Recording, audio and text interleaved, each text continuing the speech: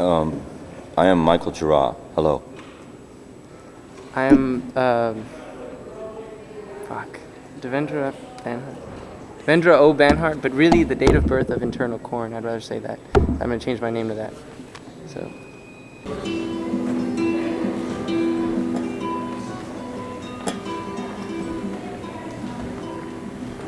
I basically just ripped off. It's not a rip off of that. Yeah, I gave him a canvas bag with 54 songs on it, and we spent a week or something choosing 22 songs, and that was they were all pre-recorded. Finished. What you hear on the record is what he gave me. It's just stuff that he recorded on little 4 tracks, broken in most cases, phone machines, right? Answering machines, cell phone machines, answering machines. And I like the sound, 3 tracks. how it was. Yeah. The initial temptation was to go in the studio, but I just thought it would just kind of step on this stuff to try to recreate it. But we're going to do a Devendra album after this tour. Okay. He's got, how many more songs you got now? Like another 54 probably. So he's got a huge amount of songs, so and then we're going to go in a real studio. Okay. And so there's going to be a new studio album coming out sometime next couple years? Next year, for sure, at least in the next year. Yeah.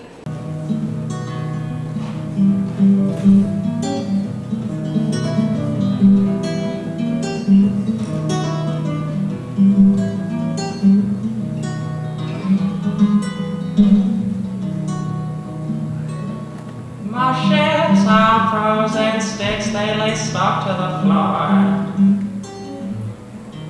My wrists are bleeding bricks, they don't float anymore.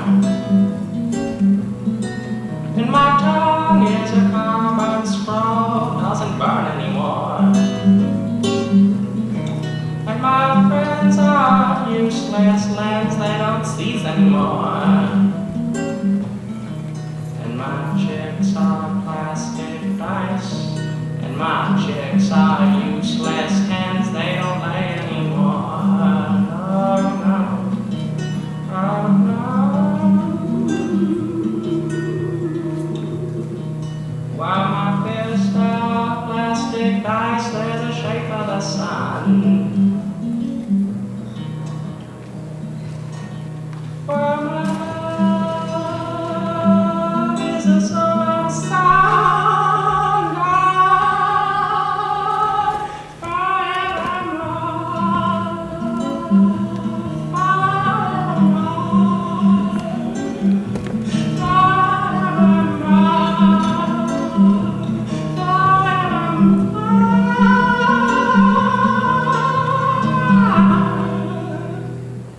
He picked me up on 16th Street. I was trying to pull a trick, and I was, trying to get by, and he looked. He moved to New York. Was it 2 years ago, a year ago? Some year ago. My friend Siobhan Duffy had heard his music in Los Angeles, and we contacted each other after hearing it. And he moved to New York, and has since lived a life of glamour and squalor.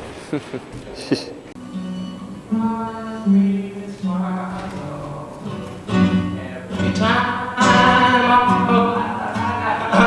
blah, blah, blah, blah, blah.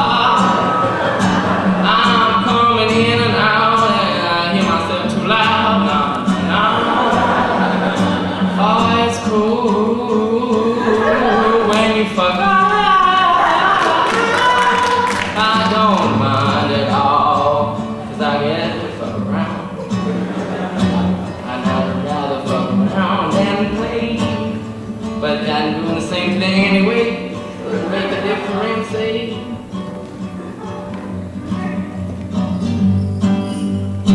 Well, I initially started Young God Records in 1989 or 90, I guess, after having this terrible experience with a major record label, which kind of ruined me financially and spiritually in every way. And I set up the label. Had a really good deal with Rough Trade, put out some reissues, a new album which was called White Light from Mouth of Infinity, and Rough Trade promptly went bankrupt.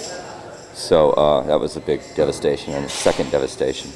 And then after that, in between then and 1998 or so, I just scraped together the money I could. I recorded an album, then I would license it to people and call it Young God Records, but it wasn't really the label. Okay. I first started working with Kurt at Atavistic, as it was like Young God Records Atavistic, and we were sharing everything. But in the end, it was so expensive to do everything, and by the time the money came down from all these people, there was nothing there. So we parted company amicably. I love Kurt and Atavistic. And then finally hooked up with Revolver, and now it's a real label. So after getting the catalog out again, I just felt it was natural to start putting out other people's music I like. Now if I lived in China, I'd have some Chinese children. And if I lived in Russia, I'd have some Chinese children. But if I lived in Ireland, I'd have some Chinese children. And if I lived in Greenland, they'd still be Chinese children. And if I lived in England, I'd have some Chinese children. And if I lived in Ireland, I'd have my Chinese children. But out of my children's toes, my little black baby grows. That's right. And if I lived in my land, I'd have my Chinese children. And if I lived in some land, I'd have my Chinese children. And if I lived some over there land, I'd have some Chinese children. And if I lived some over here, but more in the middle Chinese children, I'd still have them. But out of my children's toes, my little black baby grows 1, 2, 10. And for that, I feel just like a child. I feel just like a child. I feel just like a child. Well, I feel just like a child. I feel just like a child. From my womb to my tomb, I guess I'll always be a child. Well, some people try and treat me like a man. Some people try and treat me like a man. But I guess they just don't understand when some people try and treat me like a man. If you think I know shit, well, that's just it. I'm a child. But I need you to tell me what to wear. And I need you to come and help me comb my hair. And I need you to help me tie my shoes. And I need you to come keep me amused. From my birth to my earth, I guess I'll always be a child. When it seemed stable enough, I just started, if something came my way, I'd put it out. I don't really go looking for new artists or anything. We like to smell the day away. And now that my something, I'm watching y'all dancing. And it's more fun than remember lyrics. And they pull out my shoulder, little spine ticking child. No, I can count my song. Beep, cause my teeth don't bite. I can take them out dancing. And I can show them a real good, baby, I can show them a real good time. A real good time, a real good time, a real good time, a good time, a good time, a real good time, good time, a good time, a real good time, good time, a good time, a real good time, good time, a good time, a real good time, good time, a good time, a real good time.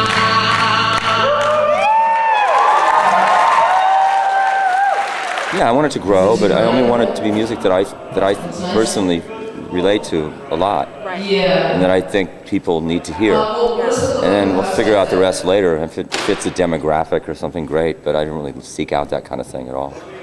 I think your lighting situation has just changed. Okay. Do you like And then downstairs, Michael, the or- Godfather, dispersed into darkness. In May, I'm going to record the demo for the record, which Right. is, I think it's going to be called Rejoicing in the Hands of the Low Ring Empress. I am the date of birth of Internal Corn. And then the last 2 weeks, I'm going to record this record, Vetiver.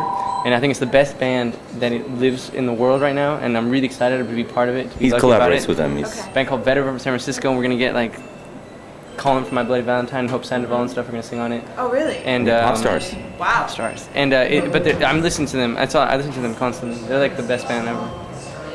That's what I'm listening to. Yeah. Here she comes, dressed in white. Her mouth is filled with flames.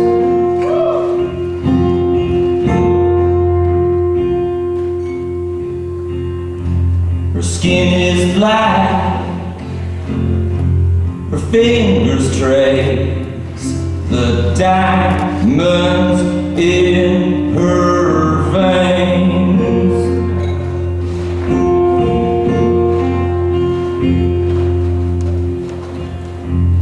Here she comes, down from the sun, to wash this country clean.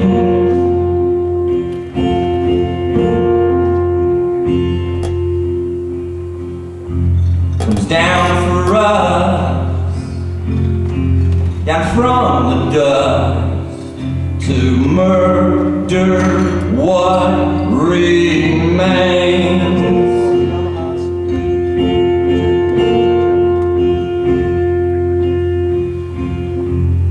Here she comes, now dressed in red, to heal this ruined race.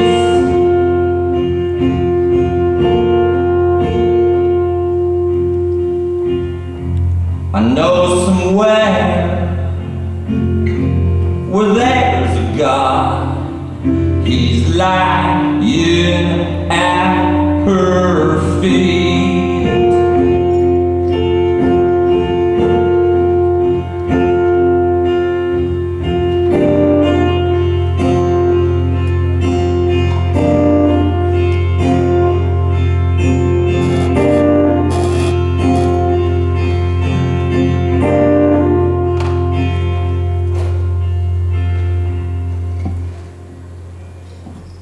And we'll walk freely through the mountains and the trees.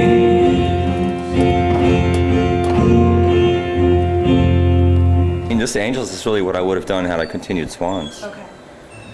I don't look at it as growth. I don't really think I've learned anything in my life. But it's a mutation.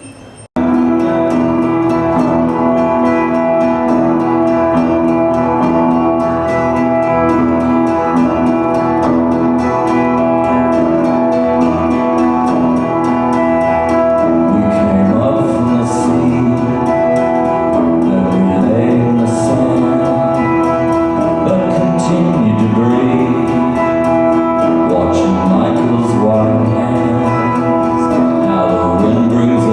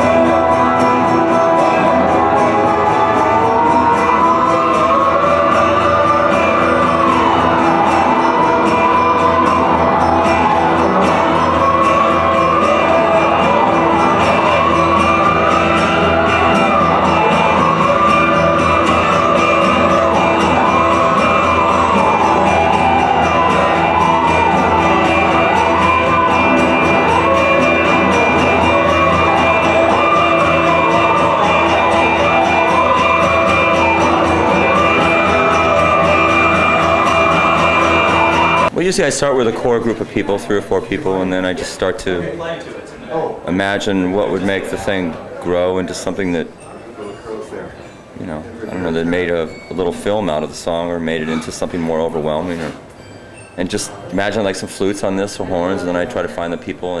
It's important I like the people I work with, you know.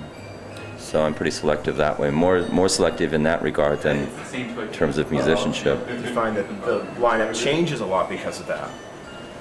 Well, it changes because I have a sort of abrasive personality sometimes, so it changes for that reason sometimes. It's just also, you know, people have other career options and they go elsewhere, but that's fine.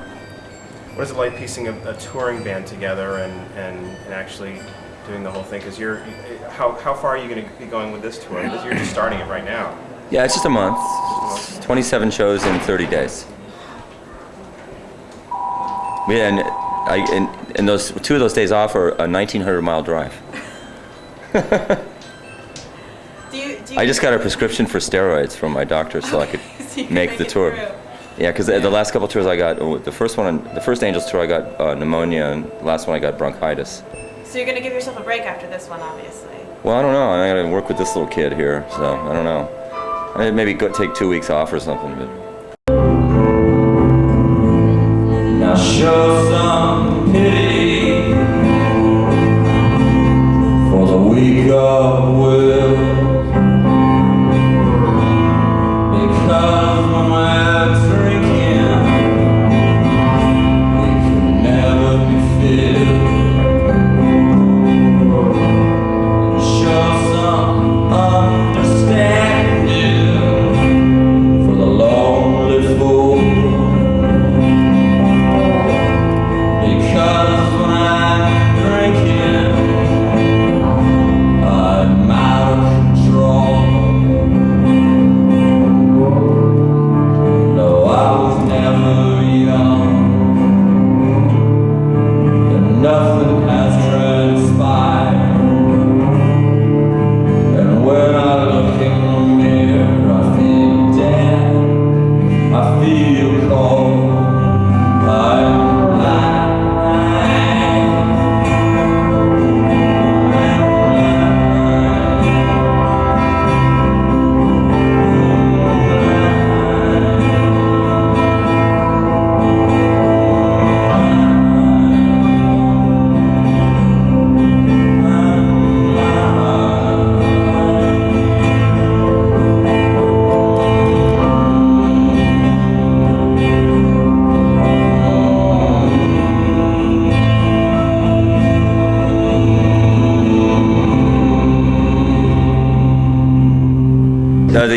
I remember these couple shows. Well, one show I did in Switzerland with Swans.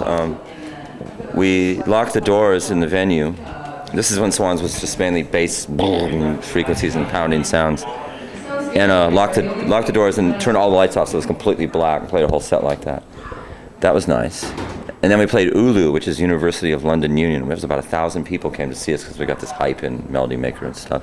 And we locked the doors there, and that was good because they thought it was just, you know, they read Melody Maker, they go, oh, hot new band. And it was just the whole time. So that created a nice tension. Yeah. But my other, you know, I mean, I really enjoyed performing live. The last great show I can remember was Noe Valley Ministry in San Francisco, which is a church like this, just me with acoustic guitar. And London I thought was it really good. Last show. Yeah, we played London, a similar kind of venue, except it was more like a It was like a variety hall It or was like a something. beautiful, like Victorian hall. Yeah. Bush Hall is called. It was a really good show though. It was amazing. Yeah. That was. But I don't know. I don't feel like when I perform or when I write a song or anything, it's not even me. It's someone else who kind of like a puppeteer making me do something. And I don't really take any responsibility for it.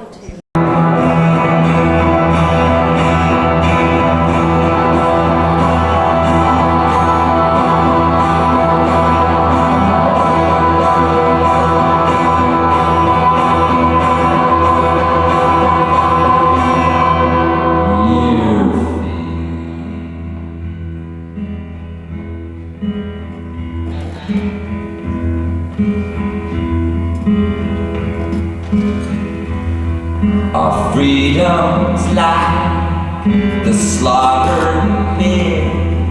He screams for love with murder in the spoon of honey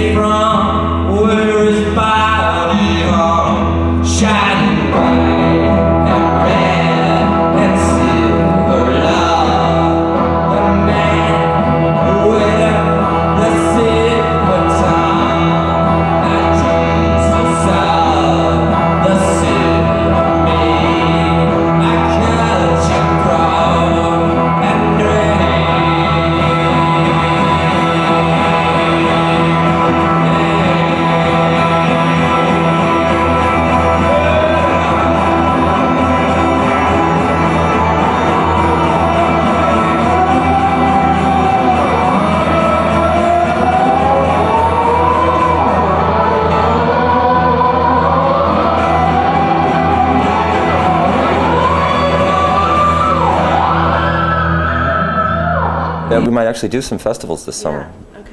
in Europe. I don't really like the sound outside because it just dissipates. Yeah.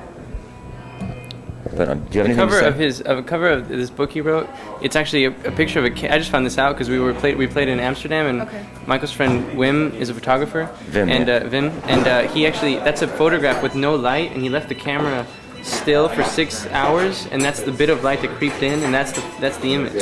That's amazing. It's a tunnel in Verdun. Okay. It's one of the tunnels they used in World War I, where the soldiers hid from the gas and stuff. And my friend Wim is doing a whole book on the tunnels of Verdun, as well as the battle itself and the tragedy of it. A book of photographs, and he gave me that.